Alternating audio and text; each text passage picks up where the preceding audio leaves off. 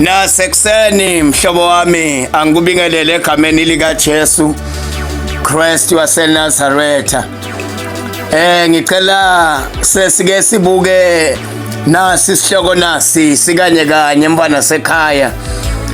Sihloko lesithi the main secret to success. Kuliqiniso bandla bakethu ukuthi akekho umuntu longafuni kuya empumelelweni. Wonke umuntu lokhona ngaphansi komthuntu welanga uyafuna ukuphumelela. Ngike ngayibuka lendvo lena ngayinaka ekuphileni ngabona lokho ukuthi impilo yomuntu kwangathi bandvu bayehlaba yenyuka bayayaluka soloko bafuna impumelelo bathi bayikhe eceleni lento linengi labo bayikhe eceleni bangede bahamba la kufanele bahambe khona kuze bafike kuleyo mpumelelo labafise kufinyelela kuyo. Ngishusha indzaba lapha mfana sekhaya siyawubuka nje amavesi tindzaweni letimbili letehlukene. Ngishusha ngilendzaba yekuthi wonke umuntu uyafuna kuye empumelelweni but bantu abafuni kuphatha lesikhiya lekungisona siyisana empumelelweni. Ngishusha indzaba lapha kuMateyu 6 verse 33 lifu laNkulunkulu livete emagama lathi funani kuqala umbuso kaNkulunkulu kanye nekulunga kwawo kuze tonke ke tindvo bese ke tiyalandzela. Le ndzaba iyangihlupha ke le ngoba ngike ngathi nangibheka bandvu labafuna kuthola impumelelo ngathola lokho ukuthi bandvu labanyenti abayi ekufuneni umbuso waNkulunkulu kuqala. Bonke bandvu bayayifuna impumelelo ngani impumelelo itholakala kuNkulunkulu. Lokusho ukuthi mawufuna ke tindvo na ufuna ke impumelelo kufanele ukuthi uye kulomnikati wempumelelo. So ke le ndzaba yaMateyu lena iyangihlupha kakhulu nakathi lo mbhali funani kuqala umbuso waNkulunkulu na kanjani ke tonke letindvo titawube setiyalandzela. Lokusho ukuthi indzaba yekufuna umbuso waNkulunkulu ngiyona mfihlo kayimfihlakalo yeqala ngiyona mfihlo lesiholela empumelelweni. Ngosi yami ngifuna ke maybe kuqila kakhulu ke endzabeni yemakhosi ekuqala chapter 3 na uqala from kuverse 1 uye kuverse 14. Kunendvo ke lengithanda ke lana sibona inkosi Solomon lithi lifu laNkulunkulu kwabita ukuthi ke Solomon ahambe ayawenda umhlatshelo njengalokhu tayelekile. Ngosi yami njengalokutayelekile njengoba bekenda imihla nemalanga lithi lifu laNkulunkulu. Nawufunda ke lo verse 3 lithi Solomon akazange asuka etinyathelweni teyise wakhe Davide siyamathi lokuthi bekamesaba uNkulunkulu. Davide bekawufunile umbuso waNkulunkulu kuqala. Davide bekahamba nombuso waNkulunkulu. Ngiyayithanda le ndzaba nawufunda lo verse 3 lithi ke Solomon walukhombisa luthando lwakhe kusimakade ngekuthi ahambe etinyathelweni teyise Davide tekumesaba uNkulunkulu.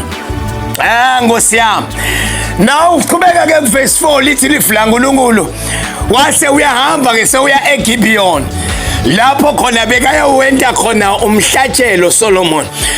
Lithi lifu laNkulunkulu wayephethe umhlatshelo lehlukahlukene lebekawunikela ngayo Solomon.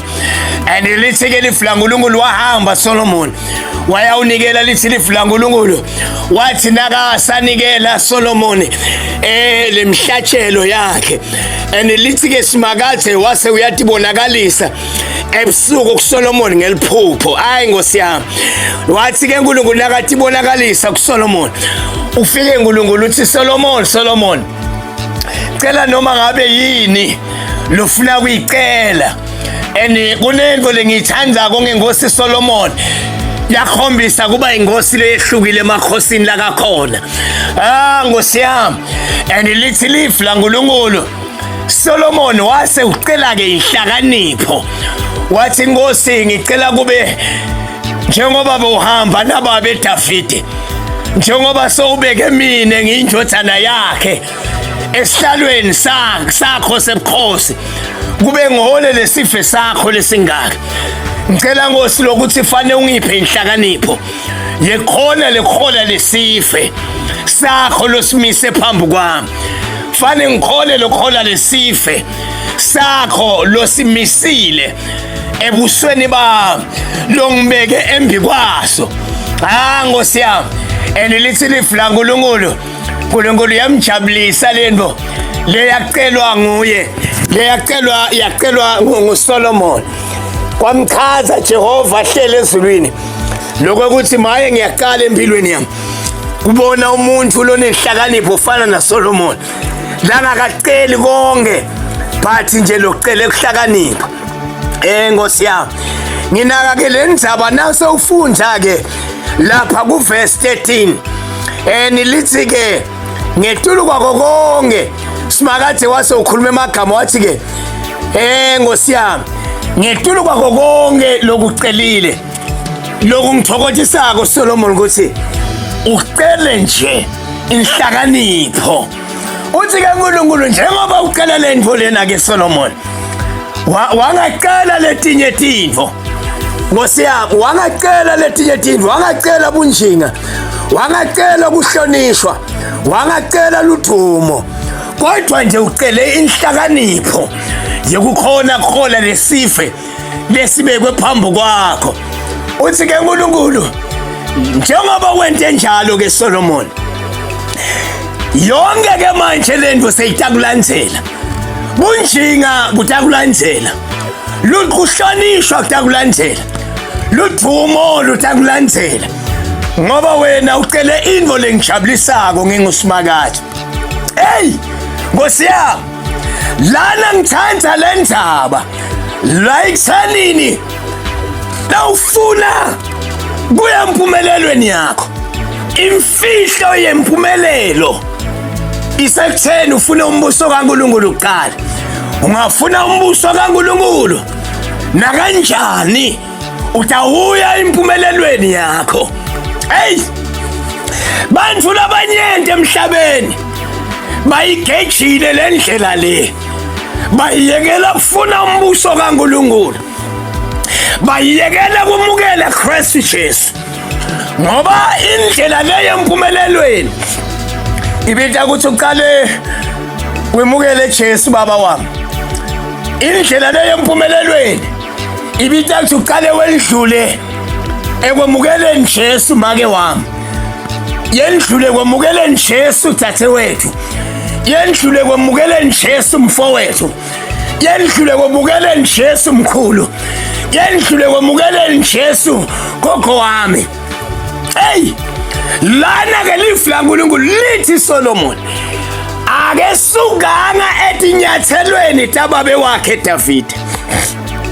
Wabambelela etinyathelweni tababe wakhe ngoba Davide bekamesaba uNkulunkulu.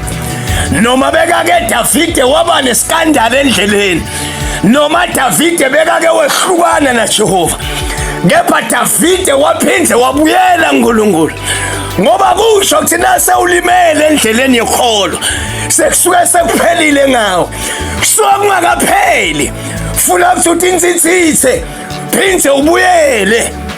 Lithi lifu laNkulunkulu Solomon akasukanga etinyathelweni teyise, wahlala etinyathelweni teyise. Tinyathelo tekumkhonda uNkulunkulu, ngoba tinyathelo tebatali bethu tehlukahlukene.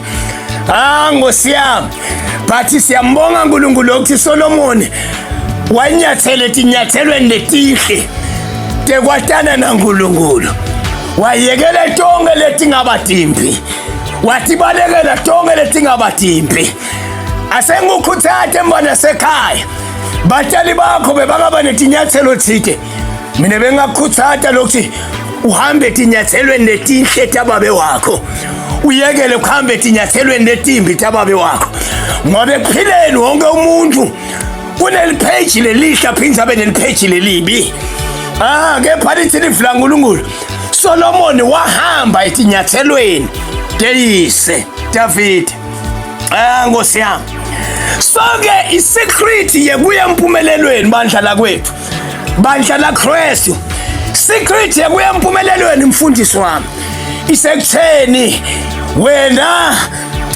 Nkosi yami ufuna umbuso kaNkulunkulu isecret yekuya empumelelweni msalane isekutheni ufuna umbuso kaNkulunkulu kuqala Nkosi yami bantu labanenge baphumile bahamba baya kulamanye emathemba bayekela indawo lokungiyona yona lokufanele bahlale kuyo isecret yokufuna umbuso kaNkulunkulu kuqala funa ukuthandaza nawe mvana sekhaya funa ukuthandaza nawe mhlobo wami nanamuhla egameni lika Jesu Kristu waseNazaretha isecret isecret ekuyempumelelweni ayikho ekhambeni uyekoshwama ayikho ekhambeni unikete tinto kuthiwe lento nathi ungayikhulumisa le itawenda ibhizinisi yakho iflow asengutshela na ufuna ibhizinisi lakho liflow lisekutheni ufune umbuso kaNkulunkulu kanye nokulunga kwawo la khona utawubona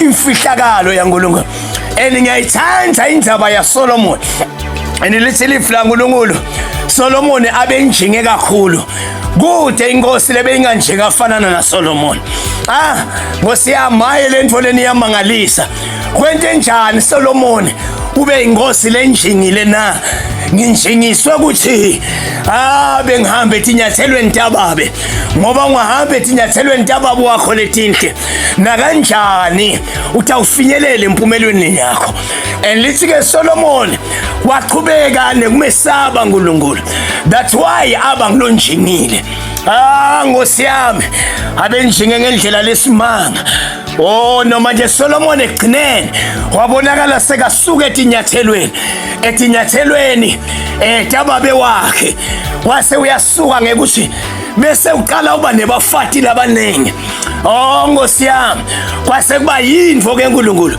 leyabe seyisamthokotisi ngempilo yaSolomon Nkosi yami secret yempumelelo isekutheni ufune umbuso kaNkulunkulu isecret yempumelelo yaleli bandla uNkulunkulu akubeke kulo isekutheni ufune umbuso kaNkulunkulu isecret yaleli khaya lakho kuze liphumelele kubita lokuthi ufune umbuso kaNkulunkulu isecret yaleli business lakho kuze liphumelele usinga ukuthi ufune umbuso kaNkulunkulu isecret yalomshado wakho kuze usimame kubita lokuthi ufune umbuso kaNkulunkulu Nkosi yami Jesu silekelele tinengi tingo letifunwa abantu la ngaphandle bayekele ukufuna umbuso kaNkulunkulu kuqala funa umbuso kaNkulunkulu Nkosi yami na kanjani utawufika